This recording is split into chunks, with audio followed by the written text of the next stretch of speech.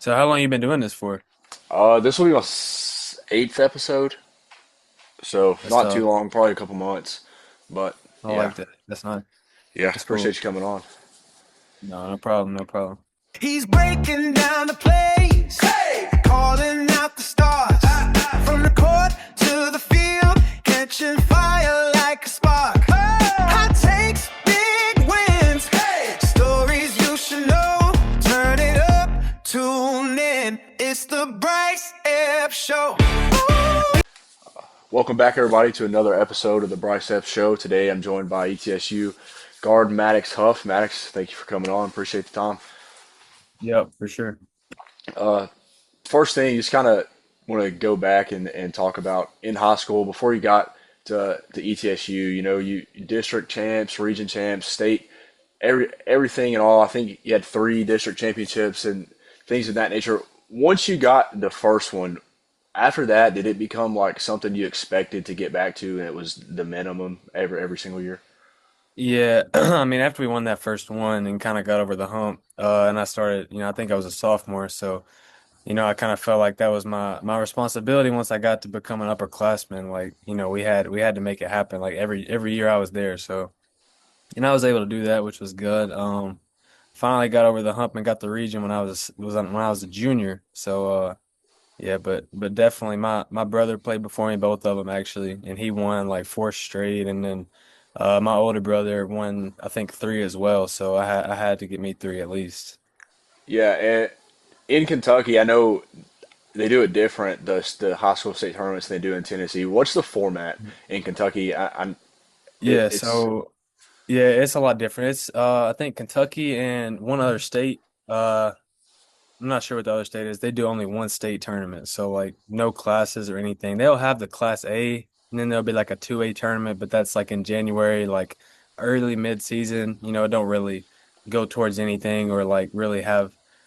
It's not really meaningful as much as like the one in the end because everybody's in it. Like all 250 some teams are in it, which is yeah, crazy.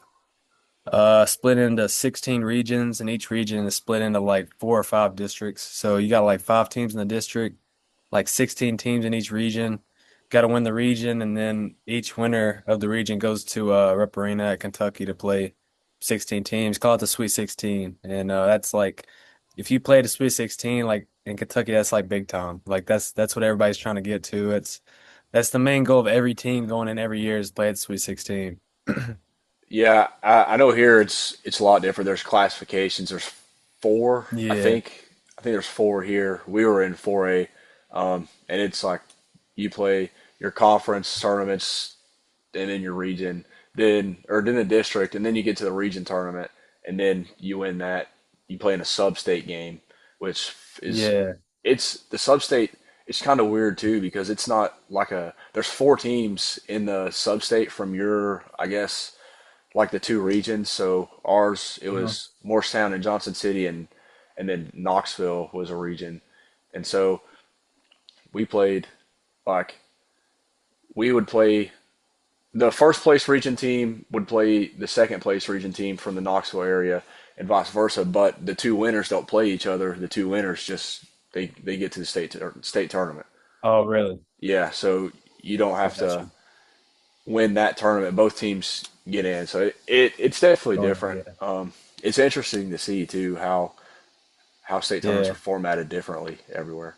Yeah, yeah, it's cool because I mean, in a state like Tennessee, more teams get the opportunity to, like make it to the state tournament and make a run or something. Yeah, Like in Kentucky, especially if you're a smaller school, like to get out of the district and get out of the region, like that's tough. Like because you got 16 best teams in the state, going like so that's tough for sure. It's different. yeah, yeah. And in Kentucky, there's always one true state champion instead Yeah, of yeah, in like one Tennessee. team. There's So, yeah, yeah, yeah. In Tennessee, there's four, and then you got private schools. There, that's a whole different thing. So yeah, yeah. it's It's just it's definitely interesting and yeah, different. But for sure. um, before you even got to high school, where do you feel like kind of your love for the game of basketball developed, and how did it continue to develop?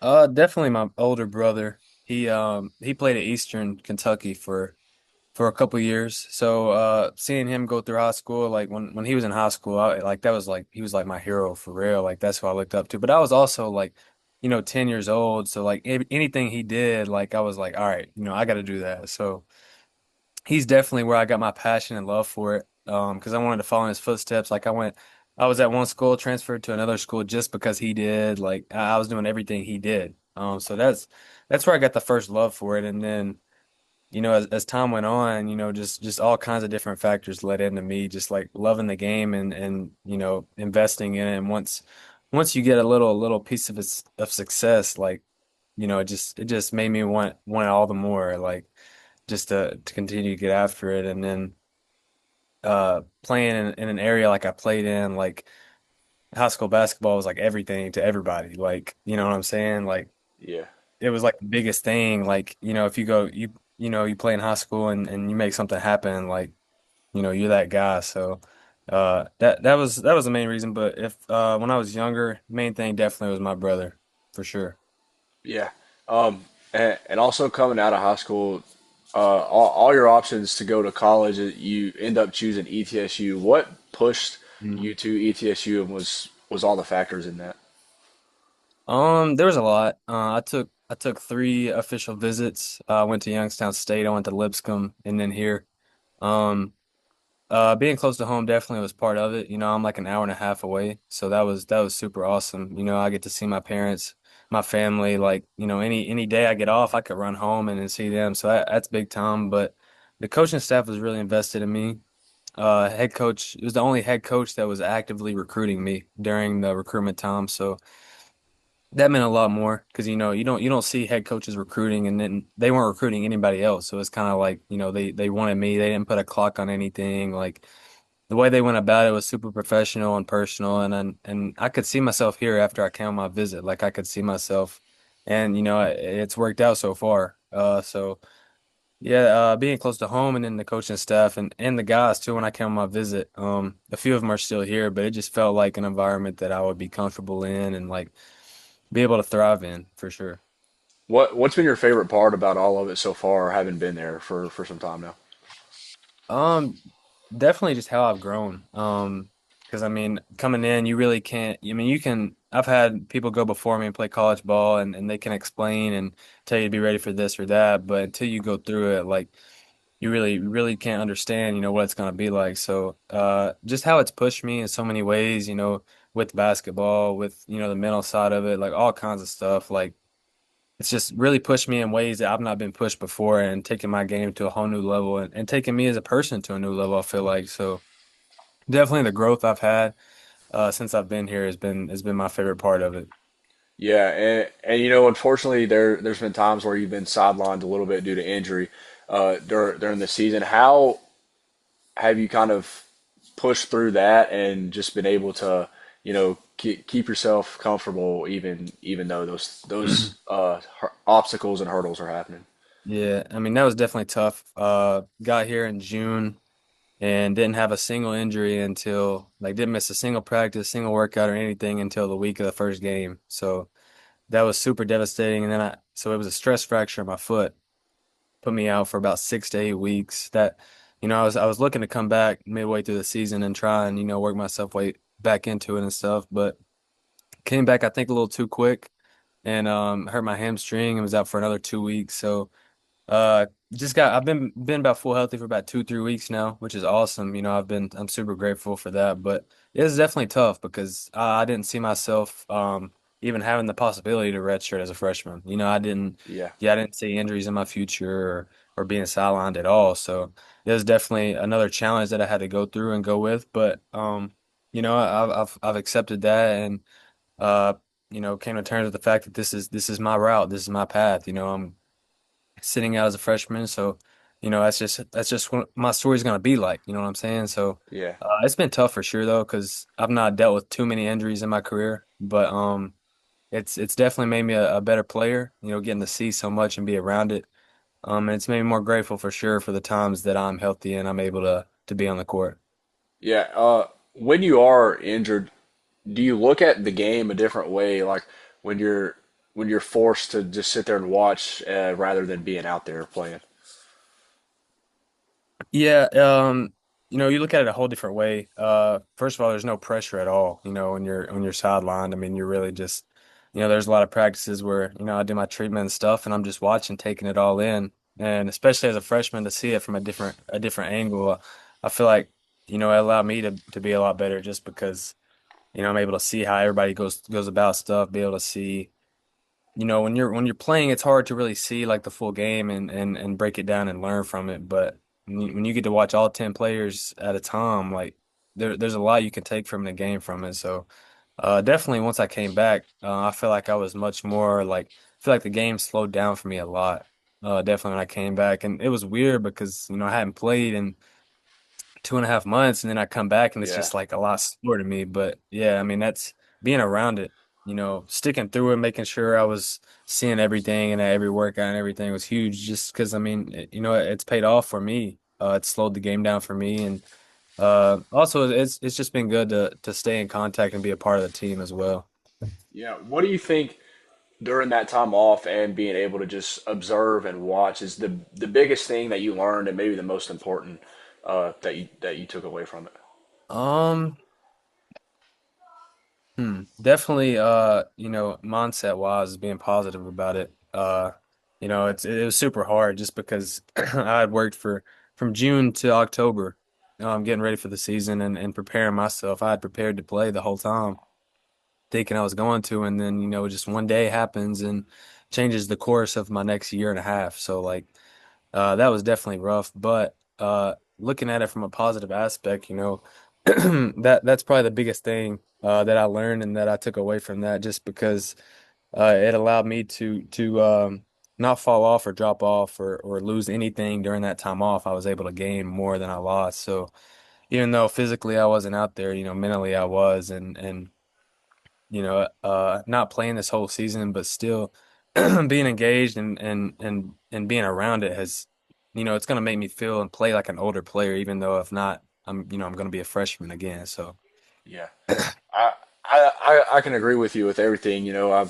I've not I didn't have the opportunity to play at a higher level than high school, but I went through injuries. I had bad ankles. I felt like I turned my ankle yeah. every other practice at some point. So I think so too. Having had to sit out against my will, really, it Yeah. sucks and it's hard, but also being able to just watch the game and understand things rather than your mind going a million miles an hour while you're Yeah. out there trying to learn everything. I think it is a process that I don't think everybody wants hmm because you're hurt and you can't be out there. But I think it definitely is beneficial in more ways than one, rather than just sitting there and being mad that you're hurt and not paying Yeah. attention. For sure. Yeah. Being engaged, being engaged is super important. So, and yeah, I mean, it was super frustrating, of course, but, being able to see how guys are doing things and the way they play compared to just trying to do what you do instead of seeing all, when you're out there, you're seeing 10% of the game, but when you're watching, you get to see everything. You get to see every player, how everybody's going through everything. So yeah, there's definitely a different part to it for sure. Yeah. So far, what has been the biggest difference that you've noticed between high school and college basketball? I would say the physicality probably. Um, One thing in high school, I mean, you played, you get one little offensive foul, you can't really use your shoulder, your arm at all. But I've maybe seen like two offensive fouls all year. So Yeah. that's a big difference. Physicality is it's not just like one step up, it's a whole 10 steps up. So that's definitely been the biggest difference. And I was a strong player all throughout high school, and then get here and then like weight room wise, I'm fine, like strength wise, but there's just a different type of strength that comes with playing, with these guys. So I've been able to adapt to that, but that was definitely the biggest jump. Defending against that and then playing against it as well. Physicality is it's a whole nother level. Yeah, that's usually one of the two answers that I get with that question. It's that and then the speed, which Yeah. I think that probably falls into the physicality a little bit. hmm It's you can definitely tell a difference. Like even just watching, like where I'm Yeah. doing, just go back and watch the East play now compared to watching like Tennessee and any college teams. It's crazy to see the difference between that and just the size of everybody too is crazy when you really think Oh about yeah. it. Nah, grown men. Like grown men out there. Yeah. Um, the last couple weeks have been crazy for you all. Two straight games. The buzzer beater over Sanford, which was a wild back and forth Mhm. sequence at the end, and then the Yep. rivalry game, Chattanooga, 1 point win. Uh, Hmm. both of those games seem like games that allow you all to become like man, we were able to finish those close games. Is that something Yeah. that is needed down the stretch? And also, just how did those two games feel against those teams? Yeah, you definitely have to be able to win games like that because when tournaments come around, you know, it's very rare to see a 15, 20 point win. You know, a lot of them are possession by possession at the end of the game. So to know we can win those is like super big for us going in. You know, now we have the confidence that, you know, we get in a situation like that. All right, we've been here. We've had success with that. So that goes a long way. But Sanford, great atmosphere down there. They played great. I think they hit 10 non-paint threes, which is absurd. So it was a great one for us to pull out. But you know, we got down. They had led maybe a minute of the game, and you know they had the lead. And Jalen, great job just getting in and going, forcing them to guard him. Put like four people, you know, trying to contest and rallied all to the ball and left Blake Trail sprinting the floor and just being there at the right time. You know, that's what happens. Like the game gives back to you. You know, he sprinted the floor and ball dropped right in his hands, got a layup, and then Chat, same thing with that. Hit two big free throws. And then they go down and defense wins games. We got to stop at the end. So two big ones for us for sure. Both rivalries basically. But it'll be good to have both of them at home. Hopefully it won't be that close, but great wins and going forward, knowing we can beat good teams on the road, it's big time. It's big time. Yeah, yeah. Road wins are always a good thing and a great Mhm. feeling, no matter where it's at. Yep. Especially in conference and to win it like that too is it's really Oh good. yeah. You mentioned the Sanford atmosphere and environment. What's the best environment that you've been in away from ETSU so far this year? I mean, North Carolina and Dayton was both. I mean, those are two high majors, so they were both big time. Had a lot of people in there. Dayton was jumping the whole time. They have a great fan base, but conference wise, Sanford was awesome. I mean, they had all their students on one whole side of the gym, and they stood up, you know, the entire game, like cheering and yelling the whole time. So yeah, you don't see people standing up the whole entire game like that very often. So I would Yeah, say that was the best one. Definitely was a hard place to play in. But again, you know, to get a win like that in an environment like that, that's big time. yeah, that is big. I obviously I've never played in any of these arenas, but to me, I've been to a few different ones, and obviously I'm a huge Tennessee fan. I've been there. I've been to Rupp a couple times, but a really underrated environment that I think doesn't get a lot of uh, I I guess glory is Cincinnati. They have a Hmm. really good environment. It's Yeah. not a huge arena, but it's not small either. It's really nice, Yeah. and they're always there. They show up. They show up Yeah. for their team. It's a good environment. Yeah, those arenas that are not too big that kind of feel like they're on top of you. Those are the ones that get you the most because it's just like Yeah, everybody's sitting there packed in, no empty seats, no empty space, like all the sounds coming right on you. Like those are the ones that really like you're back in high school at a rivalry game in a small yeah, gym, yeah. honestly. But Do you have like a bucket list of places you want to play at? uh not necessarily. I mean, we talked about the high school stuff. Playing at Rope was always, you know, that was my dream, you know, to play there in high school. But playing Yeah, there at college also would be awesome. yeah, Because you know it's a different type of, you know, Kentucky fans compared to Harlan County fans. It's just they got a little more Kentucky fans out there, so yeah, that would be different. That would be awesome to play there. Yeah. yeah. we'll get away from all of that stuff. I have a little bit of fun questions now. Who has been the hardest player you've had to guard through all your levels of playing? Uh, I have to say Trent. I mean, you know him pretty well. Yeah, And I know his moves now. I sit on any move he gives me, but it's kind of tough when you're 6'7" and you can shoot it above your head, and contests don't really matter to you. So he's yeah, definitely been the hardest one. It'd be fun when we get back. We both finish our season, and get back and play some ones and see how much better he's gotten now. So, yeah. but yeah, Who? he's a definitely the toughest one I've had to guard. But game wise, I mean, we have a lot of guys on our team that are pretty tough. Jalen Smith, he's guarding one on one. He's like that. He's got a mean step back and tween cross combo. Like he's like that one on one for sure. So Yeah. You and Trent in a one-on-one. Who's winning and what's the score? I'm getting mine. Like I mean, he's gonna give me a few games, but I'm gonna get mine for sure. If we play one game and everything's on it, I'll get him. I'll get him by one or two. Yeah. Uh, who? If you had to create a starting five, NBA all time, to put up Mm, against somebody else's starting five, who would your starting five be? mm.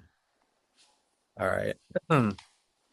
Gotta have Curry at the one probably, just because the gravity he has. Let's see. All right, I'm trying to think of all time greats. Jordan, of course. Jordan at the two, LeBron at the three. Let's go. Uh, might put LeBron at the four. Put like KD at the three, and then go. I don't know too much about Kareem. I mean, people talk like Yeah, he's the greatest center ever, but I don't know. Throw Wemby at the five. Like yeah. just run it, yeah. That's kind of what I was thinking, especially in today's game. Yeah. You gotta have a big that can shoot. Can So shoot, can yeah, block. I mean, there's size, there's shooting, passing. Like that's a good five. Good yeah. five. With those five in the game, down by two, who's getting the last shot? Jordan for sure. Got to go to Jordan. I don't know if that's the right answer or not, but You going with LeBron? I'm probably going LeBron or Curry. Steph. If you're I go down LeBron or two and you Steph. gotta have a three, if you're going for the win, I would go Curry. But if you Yeah, if you're down one or you're tied, I'd probably go to Jordan. Just because he's gonna get to his spot, and I mean he's been clutch a lot before. So yeah. I don't know. I feel like I'm going LeBron or Curry. LeBron, if you need two to tie, three to win, yeah, he's gonna go get his, and everybody's gonna collapse, and he's yeah, gonna make the you right got to shoot. basketball play. Yeah, I mean Yeah. Curry So went up a lot after that USA run too. Like yeah, he he showed he can really turn it up. yeah. Uh, do you have any like pregame superstitions or what kind of specific music or meal or anything like that? Uh, Not really superstitions. I love to listen to Raw before the game though. Just gets you in that mode, gets you ready for the game. Always did for me. Um, but no, just daily wanting to get good meals in for sure and stretching, make sure my body right, my mind right.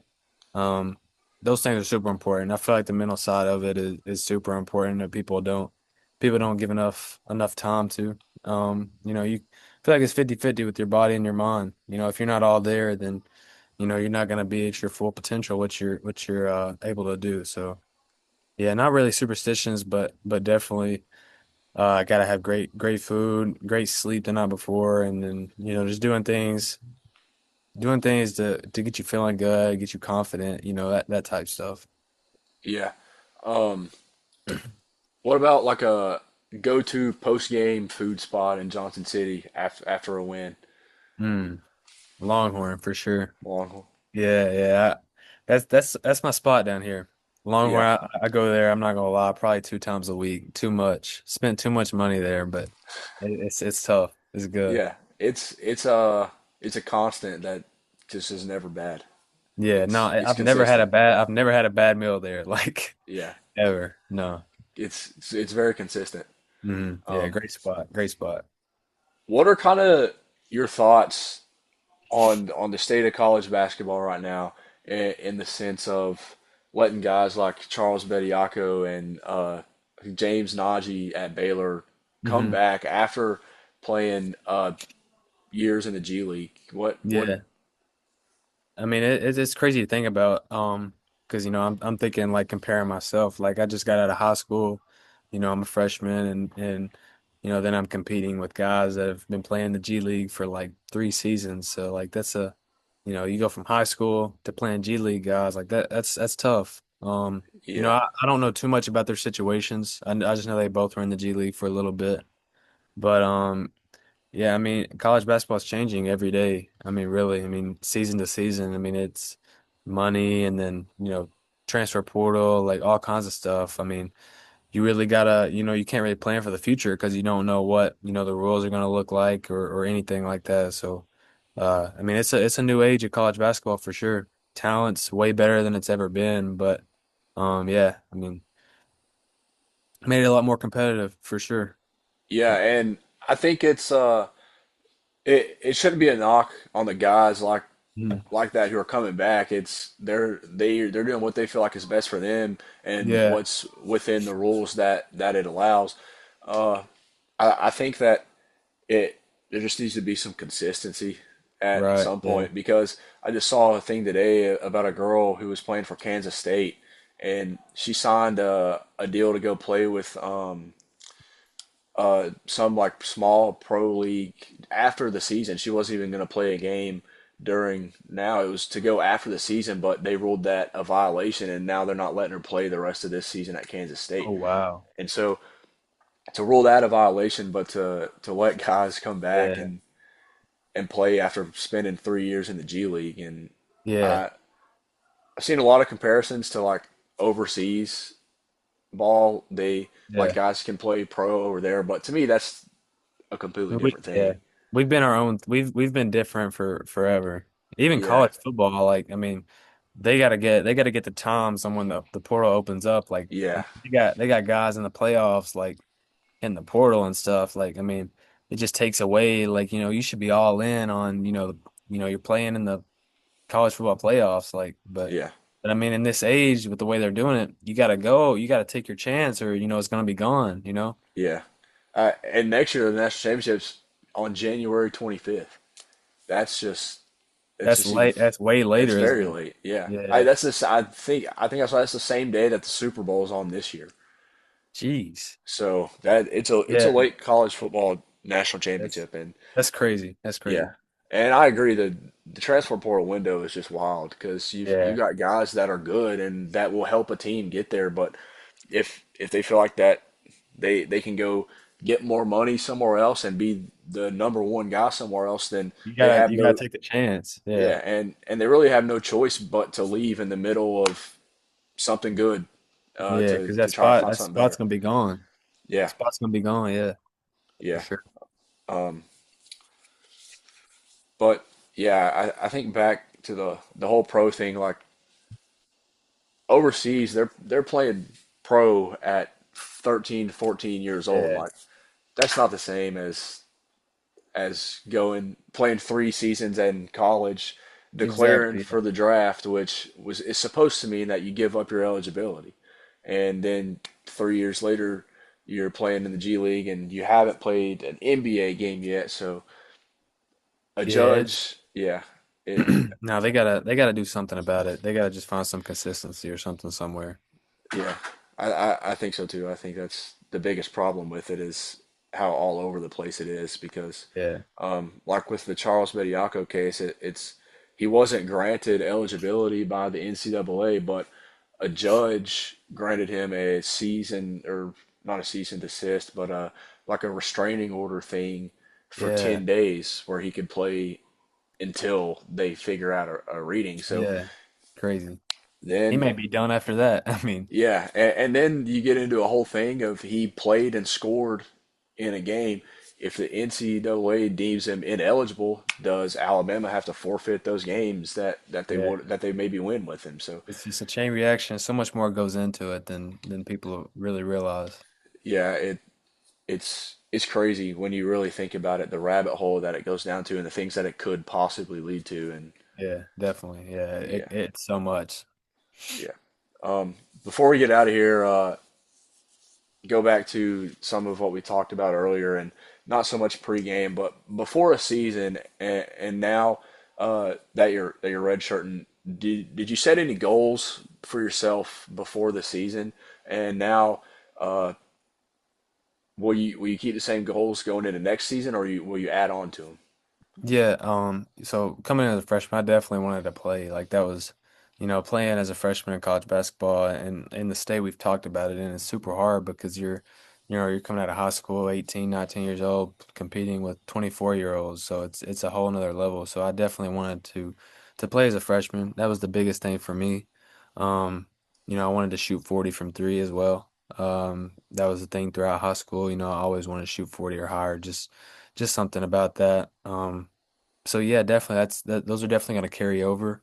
Had to make changes with it obviously because things have happened, but now with another year under my belt of just grinding it out and working out and practicing and all that, definitely going to have to uh elevate those goals a little bit. Make it more challenging, work towards more things. So I expect more out of myself as a freshman next year than I would have now, during this season. So yeah, definitely will carry over, but definitely will elevate and try and push myself to be better just because I'll be a whole nother year older and then a whole nother year, with this under my belt, seeing how things are and being around it. Yeah, I think that's a big thing. Having this year under your belt and knowing Mhm. what to expect already, and still going into it, like you said, as a freshman Yeah. again, but you know a whole lot more than you have. So I think that's a big thing. But Oh yeah, definitely. A lot of people I mean, you see these old super old guys like and they're just performing so well because they've been in it so long and seen the ropes and experience is one of the biggest things in college basketball. You see these teams that are going after these guys and they're 24, but like, why would you not want a guy who's played 4 years college basketball? Like, yeah, it's super big. Experience is huge for sure. yeah, it is. Well, that's about all I got to say. You got anything you want to talk about or anything you want to say? I'm all good, man. I appreciate you though. I mean, it's awesome. Yeah, I'm glad we worked it out to get on here. And yeah, any other time that you want me on or anything I can do for you, just hit me. You got my yeah, number, all yeah. that.